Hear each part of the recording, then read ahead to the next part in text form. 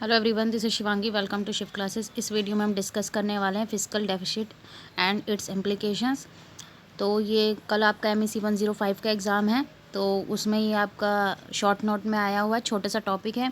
और एक बात और, आप लोग मुझे कमेंट करके ज़रूर बताना कि क्या वीडियो में अब वॉल्यूम सही आ रही है, क्योंकि प्रीवियस वीडियोज़ में वॉल्यूम का इशू था। तो आप लोग प्लीज़ कमेंट करके मुझे ये चीज़ बता देना कि प्रॉब्लम ये जो है वो सॉल्व हुई है या अब भी नहीं हुई है। तो चलिए स्टार्ट करते हैं। फिजिकल डेफिसिट क्या है, जिसे हम हिंदी में बोलते हैं राजकोषीय घाटा। तो फिजिकल डेफिसिट क्या है, जब टोटल एक्सपेंडिचर जो है, ठीक है, गवर्नमेंट का टोटल रिसिप्ट से ज़्यादा हो जाता है, मतलब जितना रिवेन्यू होना चाहिए उससे एक्सपेंडिचर क्या हो गया, ज़्यादा हो गया, एक्सक्लूडिंग बोरोइंग। बोरोइंग इसमें क्या है, एक्सक्लूड है। जो उधार है वो क्या है, एक्सक्लूड कर दिया गया है। तो total expenditure minus total receipt excluding borrowing. तो ये फिजिकल डेफिसिट का आपका फॉर्मूला भी है।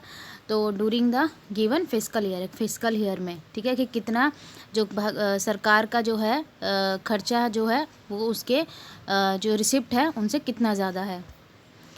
अब इम्प्लीकेशन क्या है फिजिकल डेफिसिट की, पहला है डेब्ट ट्रैप कि ऋण जाल। Physical deficit indicate the total borrowing requirement of the government. तो जो फिजिकल डेफिसिट है, ठीक है, वो क्या दिखाता है कि गवर्नमेंट की जो टोटल बोरिंग है, ठीक है, कितनी रिक्वायरमेंट है, उसे कितनी बोरिंग की रिक्वायरमेंट है। Borrowing not only involve repayment of principal amount. अब जो सरकार का जो उधार है, ठीक है, वो केवल ये चीज़ नहीं इन्वॉल्व करता कि उसको जितना पैसा लिया है सिर्फ वही चुकाना है, बल्कि उस पर पेमेंट भी देनी है, किसकी, इंटरेस्ट की भी।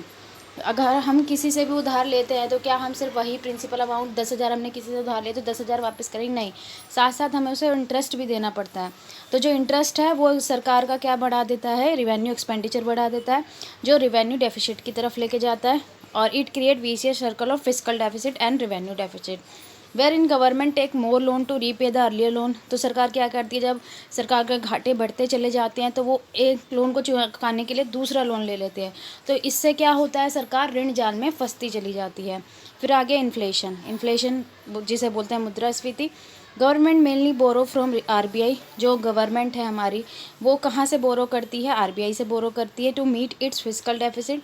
फिजिकल डेफिसिट को मतलब जो घाटा है उसको पूरा करने के लिए RBI print new currency to meet the deficit requirement. अब जो घाटा है उसको पूरा करने के लिए जो RBI है वो नई करेंसी छापता है, जिससे मनी की सप्लाई बढ़ जाती है इकॉनमी में, और उससे इन्फ्लेशनरी प्रेशर बढ़ जाता है, क्योंकि लोगों के हाथ में पैसा आएगा, पैसा आएगा तो डिमांड बढ़ेगी, डिमांड बढ़ेगी तो चीज़ों के प्राइस बढ़ जाएंगे, और प्राइस का लेवल बढ़ना ही क्या कहलाता है, इन्फ्लेशन कहलाता है। नेक्स्ट है आपका फॉरेन डिपेंडेंस। जो सरकार है वो केवल RBI से ही नहीं बोरो करता, वो रेस्ट ऑफ वर्ल्ड से भी बोरो करता है। तो दूसरी कंट्री पे डिपेंडेंस हमारी क्या हो जाती है, बढ़ जाती है। Hampers the future growth. अब जो फ्यूचर ग्रोथ है उसको भी जो हमारी बोरोइंग है वो हैम्पर करती है। Borrowing increase the financial burden for future generation.